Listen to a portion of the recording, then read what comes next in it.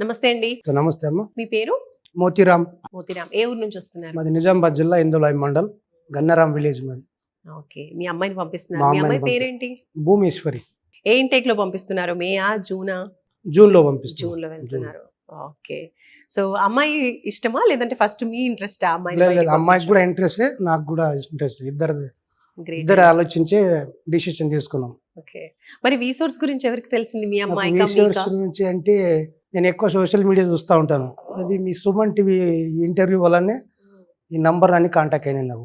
ఇప్పుడు అమ్మాయిని పంపించాలంటే చాలా మంది పేరెంట్స్ ఇష్టం ఉన్నప్పటికీ కూడా ఆలోచిస్తూ ఉంటారు, అక్కడ మనం ఉండం కాబట్టి ఎలా ఉంటుందో పరిస్థితి అని. మరి ఇక్కడికి వచ్చిన తర్వాత మీకు ఎలాంటి ధైర్యం అనిపించింది వీళ్ళతో లేదు, మాట్లాడాక? ఇప్పుడు అమ్మాయి అబ్బాయి అనేది లేదు. అందరు ఇప్పుడు అబ్బాయిల కంటే అమ్మాయిలే ఇంకా ఎక్కువ కష్టపడగలుగుతారు, సాధించగలుగుతారు.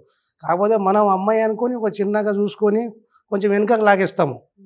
నాకు ఆరుగురు అమ్మాయిలు. నాకు ఓ గ్రేట్ ఒక అండి. కొడుకు, నాకు మూడో అమ్మాయి ఈమె. ఇప్పుడు అందరు అమ్మాయిలు చదువుకుంటారు. గ్రేట్ అండి. ఇద్దరు అమ్మాయిలు డిగ్రీ అయిపోయింది, ఈమెది కూడా డిగ్రీ అయిపోయింది. ఓ అమ్మాయి కూడా ప్రజెంట్లీ సాఫ్ట్వేర్ జాబ్ చేస్తుంది బెంగళూరులో. ఇక ఇక్కడ ఎట్లాగా జాబ్ చేస్తున్నాం కదా, ఇంకా కొంచెం ఎక్కువ ఇంకా బాగా చదువుకుంటే చదువుకోవాలని ఆలోచన అమ్మాయికి. అంతే. ఓకే. ఇప్పుడు ఏ కంట్రీకి పంపిస్తున్నారు మీరు? యూకేకి పంపిస్తున్నాం. యూకేలో ఏం చదువుకోవాలనుకుంటుంది అమ్మాయి? డేటా సైన్స్ అని తీసుకున్నది. యూనివర్సిటీ ఏంటి? University Coventry. ఎడ్యుకేషన్ లోన్ తోనే పంపిస్తున్నారా? ఎడ్యుకేషన్ లోన్ తోటే పంపిస్తున్నాము. అందులో స్కాలర్షిప్ కూడా 2500 వచ్చినాయి.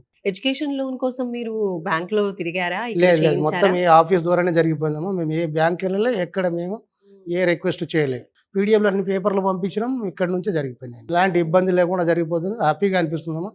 ఇట్లా అందరికీ కూడా ముందు రావాలా. ఇలాంటి ఆఫీస్ ఉంటే ఇంకా చాలామంది ఆడపిల్లలు కూడా విదేశాల్లో కాకుండా వాళ్ళ కోరికలు నెరవేరుస్తాయి, ఇంకా ఎక్కడెక్కడ చదువుకోవాలన్నా కానీ. ఇప్పుడు బ్యాంక్ లోన్ అంటున్నారు కదండి, ప్రాపర్టీ ఏమైనా పెట్టారా? షూరిటీ బ్యూరిటీ ఏం పెట్టలే. ఓహో, షూరిటీ ఏం పెట్టకుండా నాన్ కొలెటరల్ లోన్ లో ఎంతండి? 40 లక్షలు. 40 లక్షలు.